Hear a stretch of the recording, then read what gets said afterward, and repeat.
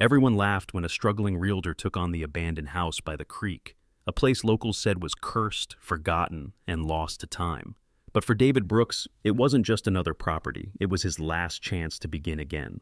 When his loyal German shepherd, Misty, unearthed a hidden tunnel beneath the old foundation, they uncovered a century-old secret that would test their faith, mend two broken hearts, and bring light back to Willow Creek.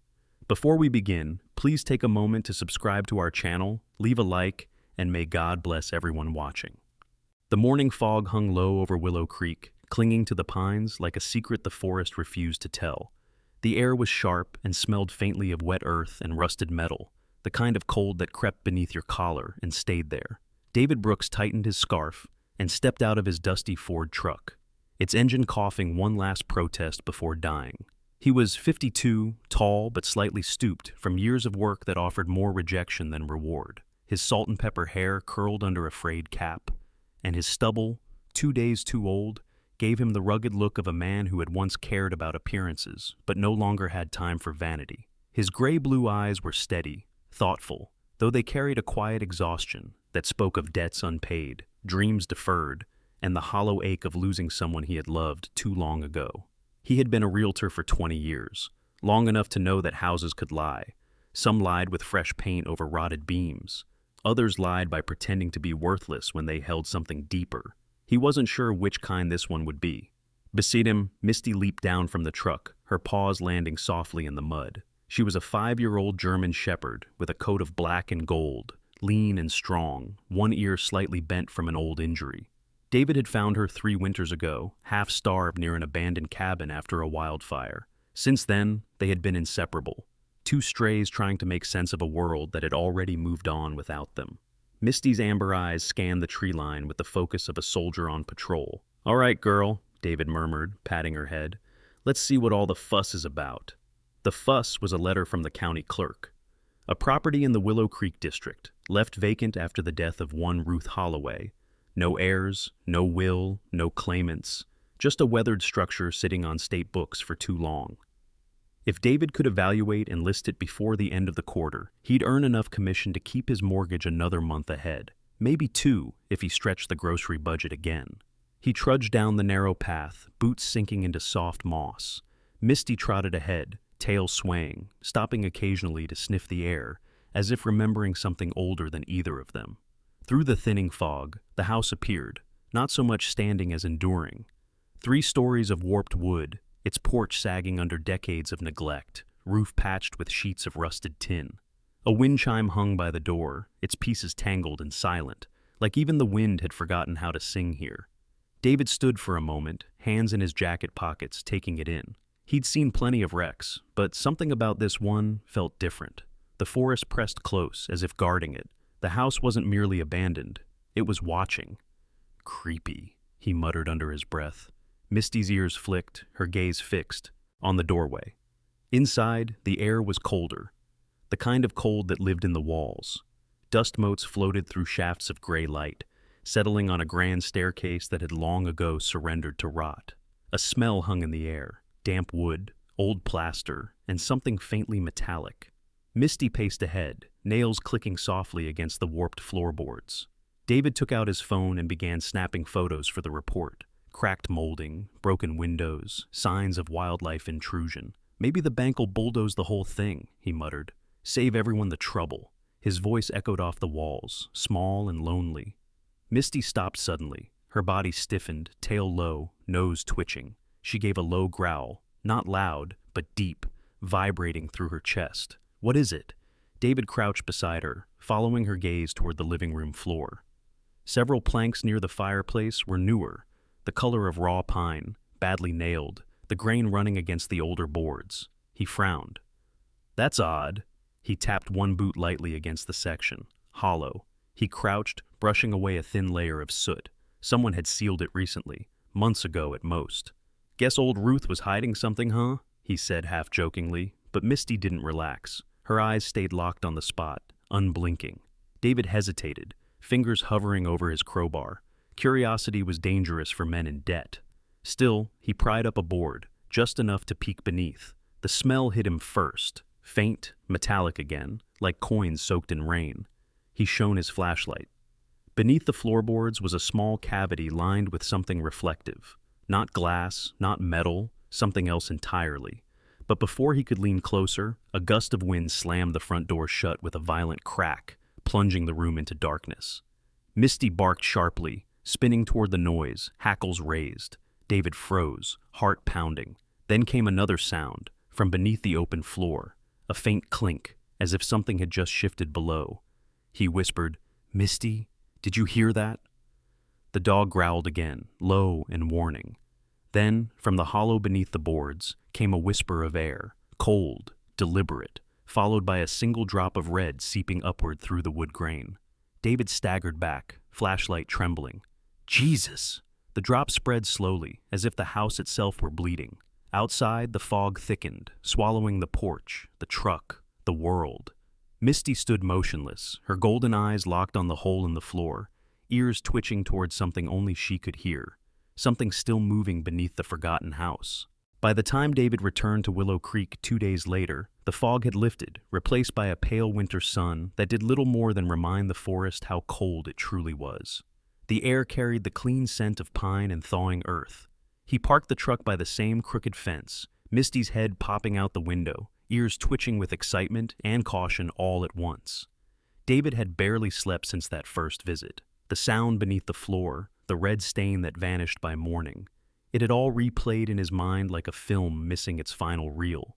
He told himself it was rust, or old paint, or just his imagination. Realtors didn't have the luxury of ghosts. They had bills. He was tightening his tool belt when Misty stiffened, her gaze fixed across the narrow creek that wound through the property like a silver scar.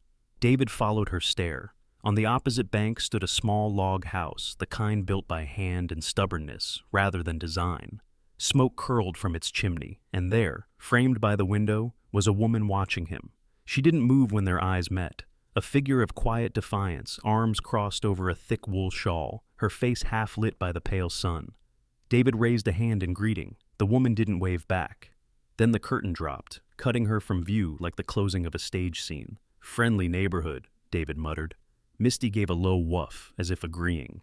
He crossed the narrow footbridge that arched over the creek, its boards creaking beneath his boots. The woman's cabin was surrounded by a small garden, half asleep under frost, with rows of dried herbs tied neatly to a porch beam. When he reached the gate, the door opened. "Whatever you're selling, we don't want it," she said before he could speak. David froze, hands still midair. The woman stood about his height, maybe a little shorter, early 50s, though her posture was straight and proud. Her hair, iron gray streaked with chestnut, was pulled into a loose braid that fell over one shoulder. She had the kind of beauty that time hadn't erased, only softened. Sharp cheekbones, a mouth that looked like it used to smile often but had forgotten how. Her eyes, green as the creek, held no welcome. "I'm not selling anything," David said carefully. "Name's David Brooks, realtor out of Helena County. Just checking on the Holloway property." Her expression darkened. "You work for him, don't you?" "I'm sorry, for who?" "Robert Lang," she snapped. "Big city developer. Thinks he can turn this whole forest into a playground for tourists. You're not the first man he's sent snooping." David raised both hands slightly. "Ma'am, I'm just trying to list a property. No developer, no schemes, just a man trying to keep his lights on." She studied him for a long moment. Then, perhaps seeing something honest in the wrinkles around his tired eyes, she stepped back. "Fine, but don't say I didn't warn. You. That house over there doesn't like strangers." "I got that impression," he said. She almost smiled, but didn't. "Name's Clara Henderson." Misty, who had been waiting patiently by the gate, trotted forward, tail wagging. Clara's posture softened instantly. She knelt, letting the dog sniff her hand. "Well, at least one of you knows manners," she murmured, scratching behind Misty's ear. Misty licked her fingers once, then sat neatly at her feet, as if she'd known her all her life. David chuckled. "She doesn't warm up to just anyone. Dogs know better than people," Clara replied quietly. "They see the truth and don't argue with it." Inside Clara's cabin, the scent of cedar and old books filled the air. Shelves of paintbrushes, small canvases, and jars of wildflowers lined the walls. A teapot hissed softly on the stove. David noticed a framed photo on the mantel, a young boy with curly blonde hair and a grin that seemed to glow right out of the glass. Clara caught him looking and turned away. "He was my son," she said flatly. "Eli, drowned in that creek 12 years ago. Spring flood took him." "I'm sorry," David said, the words small, insufficient. "Don't be. People mean well when they say that, but they don't mean anything at all." She poured 2 cups of tea anyway, as though habit outweighed resentment. "I stayed. Someone had to. The forest remembers him, even if no one else does." They drank in silence for a time, the wind tapping the windows like distant fingers. When David mentioned the strange noise in the Holloway house, Clara's eyes sharpened. "You opened the floor, didn't you?" He hesitated. "Just a little." "Then you should close it." Her voice was almost a whisper now. "That house has history. Things better left buried. Ruth Holloway used to come to me sometimes. Said the place talked to her at night. Said the creek carried voices." David frowned. "You believe that?" Clara shrugged. "Belief has nothing to do with truth. But if you start hearing it too, don't ignore it." Before he could reply, Misty padded to the window and began scratching softly at the sill. Clara and David turned. Outside, near the base of an old willow, something metallic glinted in the dying light. A small patch of ground looked freshly disturbed, as if the earth itself had been restless. Misty barked once, sharp and certain. David set down his cup. "I'll check it out." Clara grabbed his sleeve. "Wait until morning. The creek isn't safe after dusk." But he was already at the door, Misty bounding ahead into the lengthening shadows. Across the frozen grass, the wind carried a faint whisper that almost sounded like a child's laugh. When David knelt by the willow and brushed aside the dirt, his fingers struck metal. A small tin box, corroded but intact, engraved faintly with the letters, WC 1924. He looked back toward the cabin. Clara was standing in the doorway, her face pale, lips parted as though she recognized it. The wind howled once through the trees, bending the branches like bowed arms. Then, just as suddenly, the forest fell silent. The rain came without warning, thick, punishing sheets that turned the world into a blur of gray. David stood by the cabin window, listening to the downpour drumming on the tin roof. Misty paced restlessly by the door, ears twitching at every rumble of thunder. The box they had found beneath the willow sat on the table between him and Clara, its lid now pried open and resting beside 2 mugs of untouched coffee. Inside was a folded, yellowed map marked with faint lines and a cryptic sentence scrawled in faded ink. "When the waters fall, the path will reveal itself." David ran his fingers over the fragile paper, tracing the outline of the creek and what appeared to be a tunnel leading directly beneath the Holloway house. "It's probably nothing," he said, though his tone lacked conviction.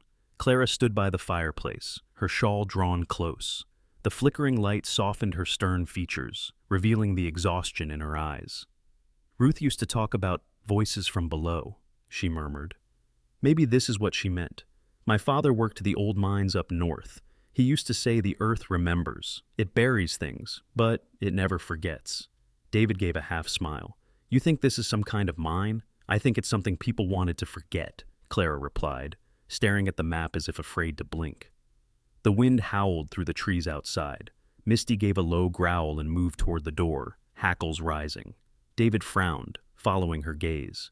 Through the sheets of rain, the creek had begun to swell, its edges biting into the muddy banks. "Stay here," he said, grabbing his flashlight and coat. "David, wait!" Clara started, but Misty had already darted into the storm. The rain lashed against his face as he followed the dog's glowing silhouette through the darkness. Lightning cracked, illuminating the twisted branches and the angry churn of the creek. Misty stopped suddenly at the edge of the water, barking towards something half submerged beneath the willow's roots. "Easy, girl," David called out, but she was already pawing at the ground, mud splattering her coat. He shone the flashlight closer and froze. The torrent had eroded a section of the riverbank, revealing a hollow space lined with stone. Beneath the roots was an arched tunnel entrance sealed by a rusted metal gate. The words Bracken Mining Company 1918 were faintly visible on the corroded surface. David's heart pounded. "What the hell?" Misty barked once more, then squeezed through a gap in the bars before he could stop her. "Misty!" David dropped to his knees, shoving aside loose stones until the gate gave way with a screech that cut through the storm. The air that wafted from the tunnel was cool, dry, and smelled of dust and age. He climbed inside, the beam of his flashlight dancing across walls of rough-hewn stone. Misty's paw prints glistened ahead. The tunnel sloped downward, twisting like a buried serpent until it opened into a chamber large enough to swallow the Holloway house above it. Shelves lined the walls, heavy with crates, tools, and rusted helmets. A tattered flag, American 48 stars, hung limp from a wooden beam. And in the center of the room, half buried in debris, sat a massive iron safe. David approached slowly, every breath echoing in the stillness. Misty sniffed around the edges, her nose brushing against a plaque bolted to the front. Property of WC 924, the same initials from the tin box. Clara's voice echoed faintly down the tunnel. "David, are you there?" He turned, relieved to see her silhouette framed in the narrow passage. She'd thrown a raincoat over her dress, her hair damp and clinging to her cheeks. She looked half terrified, half furious. "You could have drowned." "I found something," he said, gesturing toward the safe. She followed the beam of his flashlight, eyes widening. Good Lord! Together they cleared the debris, revealing a large crank mechanism and a combination dial long, seized by rust. David gripped the handle and pulled, muscles straining. The mechanism refused to budge. "Move," Clara said, picking up a nearby crowbar. Despite her slender frame, there was surprising strength in her movements, years of chopping wood and mending fences showing through. The metal screeched in protest, and with a final wrench, the door swung open. The smell that escaped wasn't rot, but paper, dry, old paper and ink. Inside were rows of sealed tins, envelopes, and neatly wrapped bundles tied with twine. David picked one up, brushing away dust. The faded label read, "Copper Consolidated Shares 1919. He opened another, similar certificates, thousands of them. "These are stock bonds," he breathed. "Mining shares. If these are real," Clara's voice trembled, "they'd be worth millions." A small envelope rested on the bottom shelf, separate from the rest. Clara picked it up, her hands shaking. "There's writing," she whispered. "Look." David held the light steady as she read aloud, the ink barely legible. "To whoever finds this, use it to restore what greed destroyed. Willow Creek was my beginning and my sin. May it not be yours. Let this land breathe again." The note was signed only with the initials WC. They stood in silence, the words sinking into the damp air. Misty circled them once, then lay down near the safe, head resting on her paws, eyes reflecting the beam of the flashlight like twin embers. Finally, David spoke. "This could change everything, Clara. For you, for me, for the whole town." She turned to him, expression unreadable. "Or it could destroy everything again." Lightning flashed through the tunnel mouth, lighting their faces in ghostly white. For a moment, neither moved. Then, from deeper in the darkness behind the safe, came a hollow, metallic clang. Misty's ears shot up. David swung the flashlight toward the sound. Something gleamed briefly, metal, motion, and was gone. "Was that—" Clara began. But the noise came again, louder this time, a slow scrape like iron dragging across stone. Misty stood, growling low. The air thickened with the scent of old dust and something else, something alive. David whispered, "We're not alone down here." The discovery in the tunnel spread faster than either of them could have imagined. It started with whispers at the general store, then traveled across bar counters and diner booths, swelling with every retelling until it became a full-blown legend. The realtor who found the Willow Creek fortune. By the end of the week, David couldn't walk into town without catching fragments of his own name tangled with words like treasure, millions, and fraud. He'd kept the documents hidden in a locked chest at Clara's cabin, but secrecy in a small town was like trying to hold back the tide with your bare hands. Robert Lang heard about it within days. He was a man who never liked being second to anyone. Tall, broad-shouldered, dressed in tailored gray suits that looked out of place in the rustic streets of Montana. His hair, once coal-black, was streaked with silver in a way that suggested vanity rather than age. Lang had built his fortune buying dying land cheap, charming desperate owners, and selling dreams he never intended to deliver. Behind his smooth smile lay the instincts of a predator. Years ago, a failed investment in a copper mine had nearly ruined him, and he had sworn he would never lose another deal to luck or conscience. When he arrived at David's office one afternoon, rain still clinging to his overcoat, the temperature in the room dropped a few degrees. "You've been busy," Lang said, his voice slick and calm, like oil sliding over ice. David didn't offer to shake hands. If you're here about the Holloway property, I've already filed the preservation claim. It's protected land now. Lang chuckled, removing his gloves one finger at a time. Protected by whom? The state? You think a man in your position can keep something like that under wraps? I could make you a rich man, Brooks. Sell me the deed, and I'll forget what I've heard about you trespassing on restricted property. David's jaw tightened. Not for sale. Lang's eyes hardened. You think you can save that swamp? It'll drown you, just like it drowned her. For a second, David didn't understand. Then he realized Lang was talking about Clara. His hands curled into fists, but Lang was already gone, leaving the faint smell of cologne and arrogance behind. That night, the storm returned, a black, violent thing that clawed at the forest. Clara had gone into town earlier and hadn't come back yet. David waited by the fire. Misty stretched at his feet, ears flicking to every gust of wind. Then, faintly, he caught it. The smell of smoke, not from the fireplace, from outside. He grabbed his coat and ran. Through the window, flames glowed against the sky, orange and angry, too close. The fire was at Clara's cabin. "Misty, come!" They tore through the rain and wind, branches slapping against David's arms. The cabin was already a roaring furnace, the roof groaning under its own heat. He shouted Clara's name, his voice swallowed by the storm. Then he heard her, faint, muffled, from inside. "She's trapped!" he cried, rushing forward, but Misty darted ahead, barking furiously. The dog disappeared through a broken window before David could stop her. The heat hit him like a wall, his eyes stung from smoke. He ripped a piece of cloth from his shirt, covered his mouth, and forced his way inside. The world was fire and chaos. The beams above him cracked like gunfire. Through the haze, he saw Clara pinned beneath a fallen shelf, her face pale, hair matted with soot. "David!" she gasped, coughing. He lunged forward, but Misty was faster, tugging at Clara's sleeve, growling as if urging her to move. David pulled the debris free, muscles screaming. Together they stumbled toward the door, the flames closing in behind them. A beam fell. David shoved Clara aside, taking the hit on his shoulder. Misty barked wildly, pushing them forward until they crashed out into the rain. For a moment, none of them moved. The fire hissed under the downpour, devouring the last of the cabin.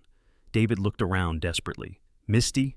The dog lay near the porch, her coat singed, chest rising shallowly. He dropped to his knees, hands shaking as he touched her. "Hey girl, come on, stay with me." Misty's eyes fluttered open, amber, steady, filled with that quiet knowing light that had carried him through every storm before. Clara knelt beside him, tears mixing with rain. "She saved me," she whispered. They sat there until dawn, the rain turning the ash into black mud. Misty's breathing steadied, her body trembling but alive.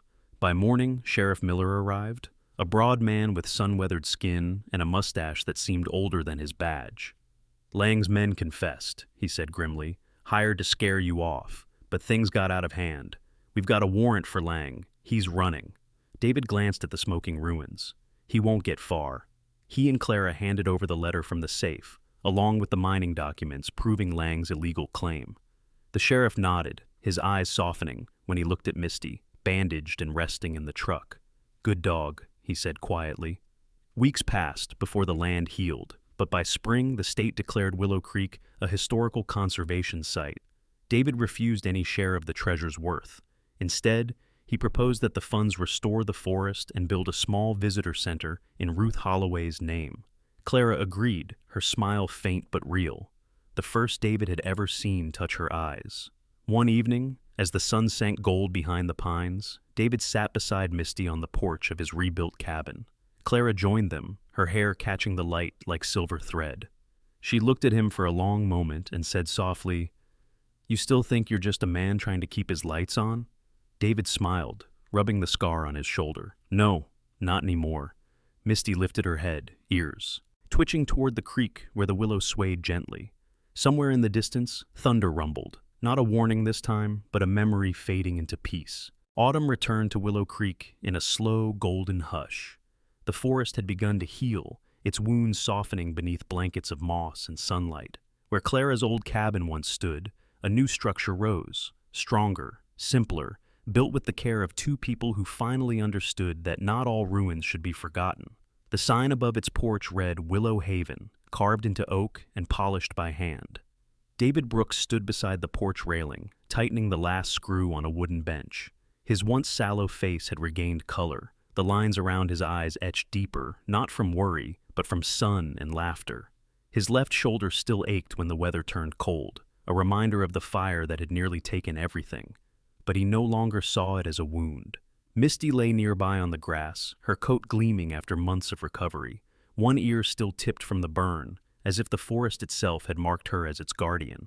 Clara Henderson stepped out of the house carrying 2 mugs of coffee. She was dressed in a soft flannel shirt and jeans, her silver-streaked hair tied back loosely, her movement slow but confident. The sharpness that once guarded her expression had gentled, replaced by a quiet resilience. She handed him a cup. "You've been working since sunrise. The guests aren't even arriving until next week." David smiled, accepting the coffee. "Guess I forgot how to sit still." "You never learned," she said, her tone half teasing, half affectionate. They sat together on the porch steps, watching the amber leaves drift lazily across the water. Misty lifted her head, nose twitching at the scent of the breeze, then stretched and padded toward the willow tree that stood at the edge of the creek. There, nestled in the grass, was a small bronze statue, a likeness of her younger self, carved by a local artist named Tom Weaver, a retired craftsman from town who had volunteered his time after hearing their story. Tom was in his 70s, tall but stooped, with white hair and a face carved by kindness. He'd lost his wife 2 years before and said building the sculpture had been the first thing that made me feel alive again. Clara had insisted on paying him. He refused. "You can't buy gratitude," he'd said simply. Now, as Misty lay beside the statue, her amber eyes reflected the fading light. "She knows," Clara murmured. "Dogs always do." David glanced at her. "Know what?" "That this place isn't about the past anymore." Clara sipped her coffee, gaze drifting toward the water. "It's about starting again, for all of us." Inside Willow Haven, the walls carried stories, photographs of the fire, the rebuilding, the volunteers who'd come from across the county to help raise the beams. There were plans for art workshops, grief counseling, and quiet retreats for those who had lost family, homes, or simply themselves. Clara had painted the main hall in soft shades of forest green and cream, with a single mural depicting a woman releasing a bird into the sky. As she walked him through the hall that afternoon, she stopped by the mural. "I used to think grief was a cage," she said softly. "But maybe it's a door, one you can only open if someone else holds it with you." David didn't answer right away. He was looking at her, really looking. The curve of her shoulders, the warmth in her brown-green eyes, the small scar near her collarbone he'd never noticed before. "You've done something beautiful here, Clara." She smiled faintly. "We did." Later that evening, they gathered with the first group of volunteers around a campfire by the creek. Among them was Ellen Price, a young widow in her 30s, with soft brown curls and tired eyes, and Sam Carter, a middle-aged veteran missing a leg but never his humor. They were strangers bound by loss, each drawn to the promise of healing that hung in the air like the smell of pine and smoke. David watched them share stories, laughter breaking gently through the ache in their voices. For the first time in years, the sound didn't hurt. When the others retired, Clara and David lingered by the fire, its embers glowing low. Misty curled between them, head resting on Clara's knee.